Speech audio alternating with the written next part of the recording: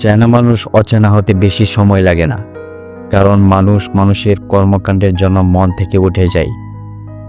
জীবনে একটা জিনিস ভালোভাবে অনুধাবন করতে পারলাম, সেটা হলো মানুষ চেনা। এবং মানুষ যে মানুষের ভালো চায় না, এটার প্রত্যক্ষ সাক্ষী হলাম। আপনার কোনো সাফল্যে মানুষ ঈর্ষান্বিত এবং তারা চায় আপনাকে নিয়ন্ত্রণ ও ধ্বংস করতে, কিন্তু আল্লাহ যাকে রক্ষা করেন তাকে ধ্বংস করার ক্ষমতা কারো নেই। যে অন্যকে ধ্বংস করতে চায় সে নিজে একদিন ধ্বংস হয়। ব্যাপারটা শুধু সময়ের তফাৎ।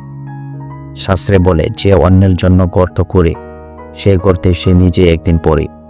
সত্যি বলতে, আল্লাহ যাকে চায় তাকে উপরে উঠায়, আর যাকে চায় তাকে নিচে নামায়, আর যাকে চায় সম্মান দান করেন এবং যাকে চায় তাকে সাম্রাজ্য দান করেন।